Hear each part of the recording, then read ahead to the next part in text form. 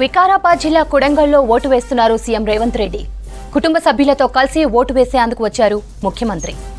వికారాబాద్ జిల్లా కొడంగల్లో ఓటు హక్కు వినియోగించుకున్నారు సీఎం రేవంత్ రెడ్డి. కుటుంబ సభ్యులతో కలిసి ఓటు వేశారు ముఖ్యమంత్రి. ఇక కొడంగల్ పోలీస్ స్టేషన్లో మరింత సమాచారం బాలకృష్ణ అందిస్తారు. బాలకృష్ణ చెప్పండి, ప్రస్తుతం ఇప్పుడే సీఎం ఓటు హక్కును వినియోగించుకున్నట్టు తెలుస్తోంది. Updates please.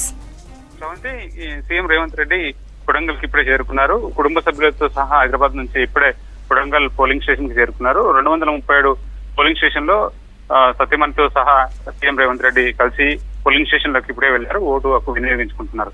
సో జిల్లా మొత్తంలో కూడా మంచి పోలింగ్ పర్సెంటేజ్ నమోదవుతూ వస్తుంది. ఇప్పుడిప్పుడే పోలింగ్ పర్సెంటేజ్ కూడా పెరుగుతూ వస్తుంది. అయితే మహబూబ్నగర్ జిల్లా వ్యాప్తంగా చూస్తే మాత్రం మహబూబ్నగర్ లోక్సభ స్థానానికి సంబంధించి ఇప్పటి వరకు 25% పైగానే పోలింగ్ పర్సెంటేజ్ నమోదైంది. దేవరకద్ర కాన్స్టిట్యున్సీకి సంబంధించి 29.75% పోలింగ్ పర్సెంటేజ్ నమోదైంది. అయితే నారాయణపేటకు సంబంధించి బీసీ కాలనీలో ఏర్పాటు చేసినటువంటి గవర్నమెంట్ ప్రైమరీ స్కూల్లో పోలింగ్ స్టేషన్ ని ఎస్పీ యోగేష్ గౌతమ్ పరిశీలించారు. సో ఎట్లాంటి ఇబ్బందులు తలెత్తకుండా జాగ్రత్తలు తీసుకుంటున్నారు. అట్లాగే నారాయణపేటకు సంబంధించి నారాయణపేట జిల్లాలో మక్తల్ సంబంధించినటువంటి సిపిఎస్ పాఠశాలలో పోలింగ్ స్టేషన్ నంబర్ 164 లో మక్తల్ మాజీ ఎమ్మెల్యే చిట్టెం రామ్మోహన్ రెడ్డి ఓటు హక్కు వినియోగించుకున్నారు. అట్లాగే వడ్డెమాన్లో తీసికుంట మండలం వడ్డెమాన్లో కూడా మాజీ ఎమ్మెల్యే సీతాదయాకర్ రెడ్డి ఓటు హక్కు వినియోగించుకున్నారు. సో మక్తల్లో కనుక పరిశీలిస్తే మక్తల్లో కూడా 9 గంటల నుంచి 11 గంటల దాకా పోల్ పర్సెంటేజ్ 25% నమోదైంది.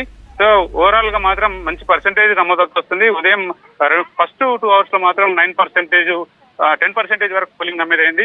తర్వాత క్రమక్రమంగా పెరుగుతూ వస్తుంది. ఇప్పుడు 25% నమోదైంది.